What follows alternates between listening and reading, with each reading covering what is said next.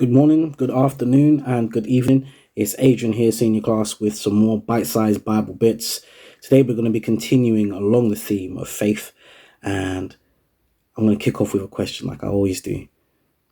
What kind of Christian are you? Just get your brain juices going.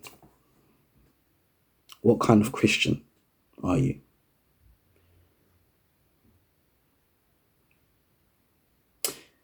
When I think about my faith and I think about how things were when I was growing up, there was quite a clear divide. And even now, really, there's still a divide as an adult between the types of Christian that there are in the world, just generally speaking. All right. Just for the sake of this conversation, I'm going to say that there are two categories, okay? Now, one category, you have the people that say, I believe. Yeah? And most people fall into that category, you know? They say, I believe. And most Christians say that, I believe. But there's this second category of people, believers. And they don't just say, I believe, but they also say something else as well. And that is that I surrender. So they say, I believe. There are those that just say, I believe. And then there are those who say, I believe, but I also surrender. Okay? Those are two groups of people. When I look in the Bible, I see a perfect example in Jesus. Now, there's a story about Jesus where he was at the well with the Samaritan woman. And his disciples, they came back from wherever they had been and they found Jesus there at the well. And they were inviting him to come and take some food. Because, they were like, Jesus, you've been by yourself all day, come and catch some rice or some chicken, some fish or whatever they were eating. I don't know what they ate. And Jesus responded to them that, listen, I'm going to read it actually. John chapter 4.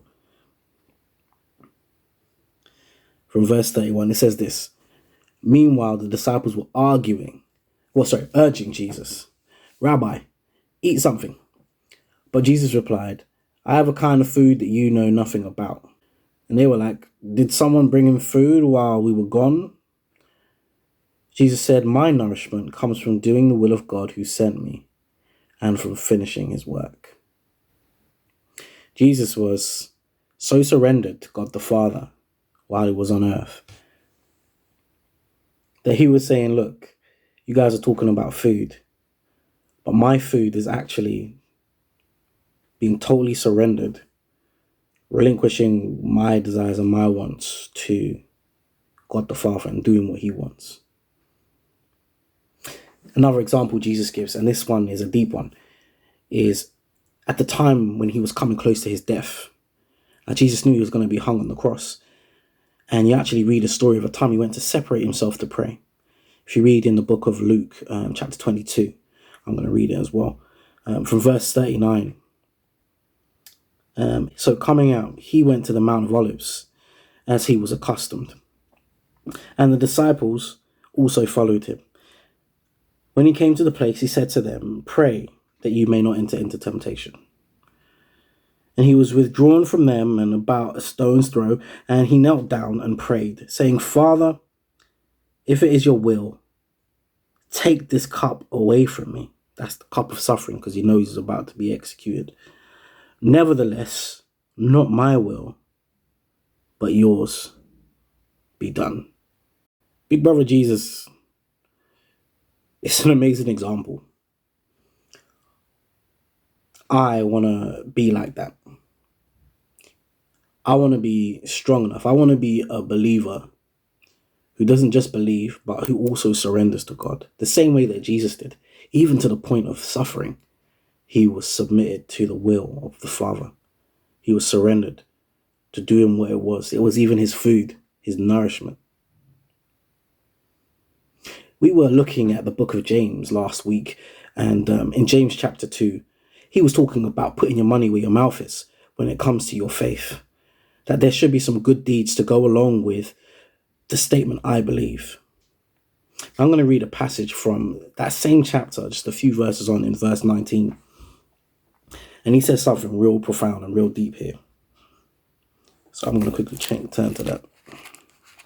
That's James chapter 2 and verse 19. Now, it says this: you believe that there is one God. You do well. Even the demons believe and tremble. The reason I read that scripture and I'm laughing to myself is because when we ask ourselves what kind of Christian we want to be, I want to be an effective Christian. I don't want to be a Christian who can be found to be a hypocrite. I don't want to be the kind of Christian who says one thing but doesn't really align with the rest of my life. I want to be a Christian who not only believes but also surrenders. In James chapter 2 verse 19, what he's saying is that even demons, those who disagree, who are in opposition, who are enemies of God, believe. Of course they believe and then they tremble because God is like so much stronger and more powerful than they are. But that's not all that there is to this game. Just saying that you believe is just the starting point. So I want to encourage you guys. Don't be just a Christian who says, yeah, I believe. Good stuff. You can do better than demons, mate. You can be a Christian who says also that I surrender to God. I do what it is that God asks me to do. I read his word and hear what he has to say, and I try and make movements along those lines. May you be a Christian one day who, just like Jesus said, this is my food. This is my nourishment, to actually do the will of God and to see his work completed. And Lord, maybe I'm not even really feeling this and I'd rather go another way. But you know what, Lord? Your will and not mine. Food for thought, guys. I'll check you guys next week. Take care and be safe out there.